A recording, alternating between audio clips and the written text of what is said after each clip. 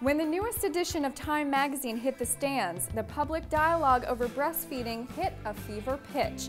The cover featured a 3-year-old boy casually suckling from his mother while standing on a stool. Not your everyday scene, certainly, but the real debate was over the validity of extended breastfeeding, where mothers nurse their children into their 3rd, 4th, 5th year. Is this healthy? And for those opposed, what's really causing their uneasiness? In our continuing coverage of this topic, we're getting one medical expert's take in this one-on-one edition of Insiders Health News.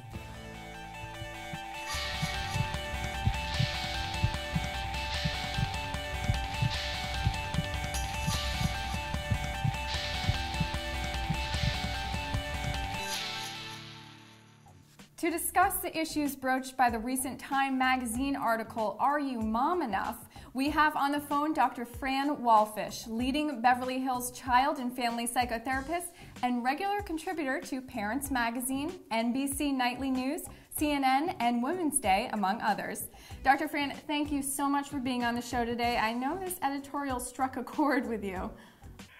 It's my pleasure. Well, I'll tell you, the pictures struck a chord across America.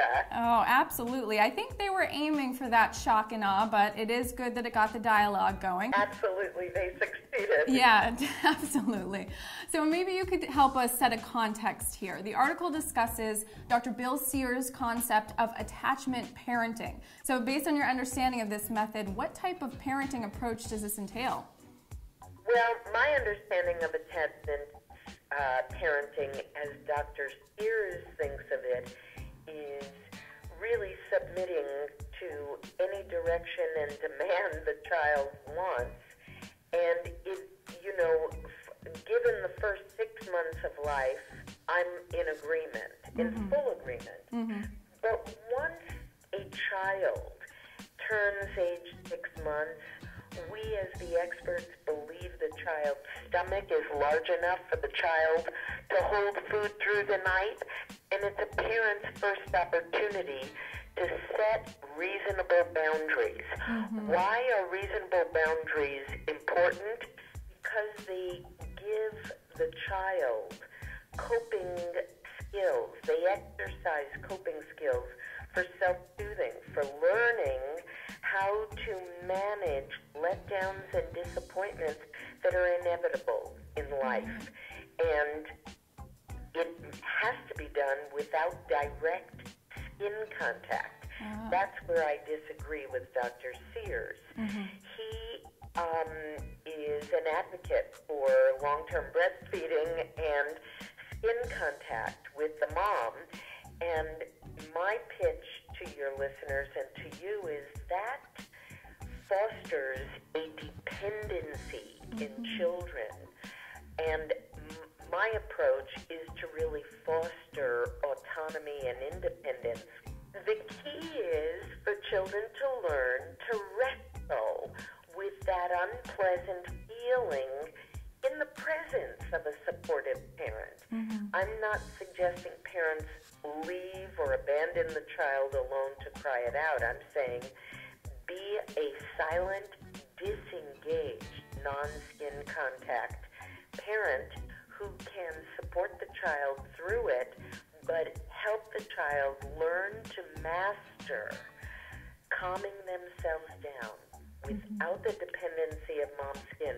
Well, and this is, I think, brings up another argument, which is how we perceive breastfeeding. So on the one hand, there is an argument for or against breastfeeding long term, but then there's also the argument that people in general are very uncomfortable with it. So what is your take on that? Well, my first reaction to the photo on the cover of Time magazine was there was something titillating about the picture. There's, like it or not, a sexuality involved in a tall, almost 3-year-old boy suckling on a mom's bare breast. And she smiled. She had a smile. So there is that aspect as well. It's more an almost crippling of the child's ability to grow and emerge as a young child out of the early years. So to reiterate, what you're saying is there is a direct correlation between breastfeeding long-term and having these emotional issues, having it inhibit your development. That's exactly right. Inhibit their development or keep them in arrested development. And I see a tremendous number of kids who are intellectually above their chronological age. And at the same time, they're emotionally more than a year or two behind because of this issue. Now, I would wonder, and to play devil's advocate, if somebody were to not breastfeed at all, could that have similar psychological impacts for the child? You're asking, could it have similar? Could it? Yes, could it? No. No.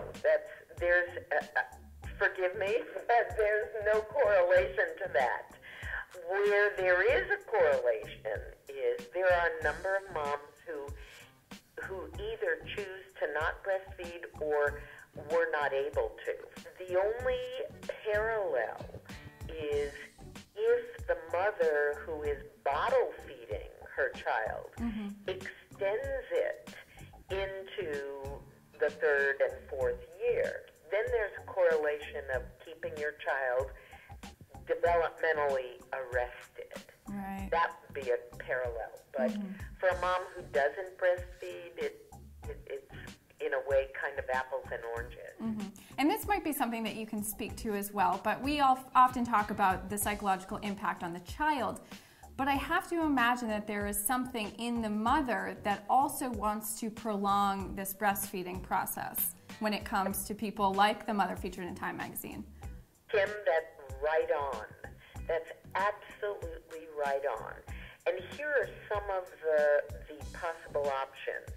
Number one, there are many moms who did not resolve the separation process in their own parenting with their mothers and have an, I'll say unconscious, meaning they're not aware of it, need to hold their child close, cannot bear to let the child go because of their own unresolved, ability to separate emotionally from their own moms.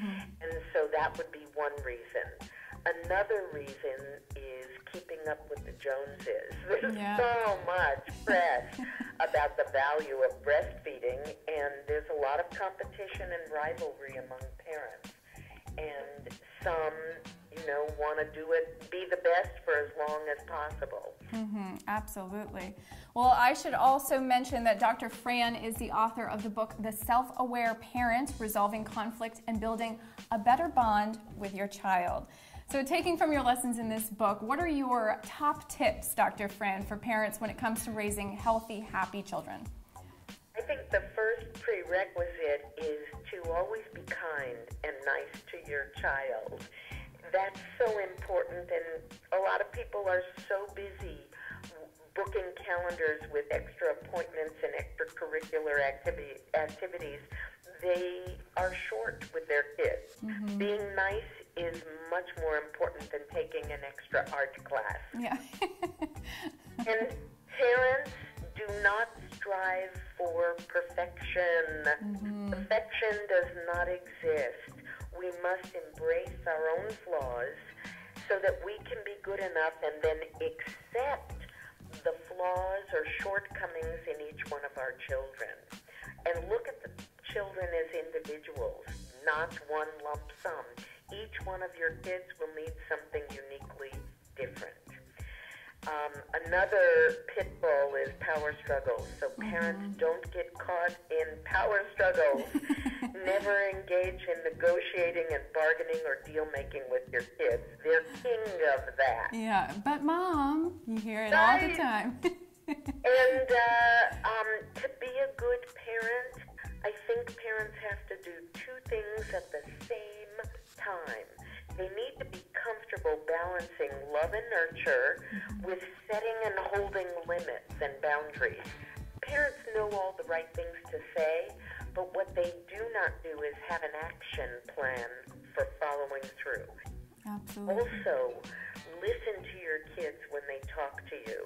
And interpret or say out loud what you hear them and see them saying. And that encourages healthy expression of all feelings, including anger. I don't want parents to dance around and avoid being the target of their child's fury. I want you to encourage your children to tell you straight up so that they don't find roundabout ways to act out their anger. They see you're strong enough and you don't collapse or attack back. Absolutely. Those are great tips, and many of them apply to this particular story. And I think, we're reminded every day that parenting is a difficult job and one in which right and wrong are not so easily distinguished. So we thank you, Dr. Fran, so much for giving us your insight so that parents might have a little bit more information to make their own empowered decisions. So for more parenting tips, you can visit www.drfranwalfish.com, and to voice your opinion on the breastfeeding debate, visit us at www.InsidersHealth.com. Until next time, I'm Kimberly Walston for Insiders Health News. Stay well.